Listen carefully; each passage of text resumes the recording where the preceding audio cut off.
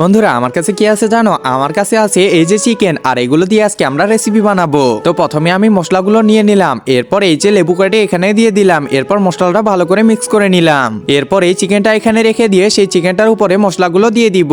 এই তো মশলাগুলো দেওয়া প্রায় হয়ে যাচ্ছে, এই তো দেওয়া হয়ে গেছে। এবার আমাদেরকে কয়লার ব্যবস্থা করতে হবে। কয়লার জন্য আমরা এই যে ডাবের খোলসগুলো ব্যবহার করব, এগুলো দিয়ে এখানে আগুন ধরিয়ে দিব।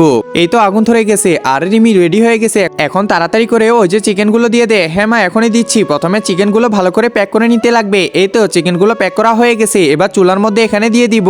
এরপর চুলা ঢাকনাটা লাগিয়ে দিব। এরপর এই যে আমরা রুটি বানাবো।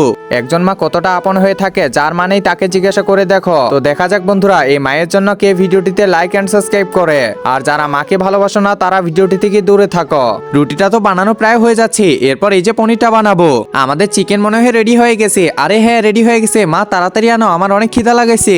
আরে বাহ, চিকেনটা তো দেখতে অনেক সুন্দর হয়েছে। হ্যাঁ মা, ঠিকই বলছো, এটা দেখতে তো অনেক সুন্দর হয়েছে। আরে রিমি, তোমরা যে রান্না করো না, কি বলবো, জাস্ট ওয়াও। বন্ধুরা এমন রেসিপি কে কে বানাইছো তা অবশ্যই কমেন্টে জানাও।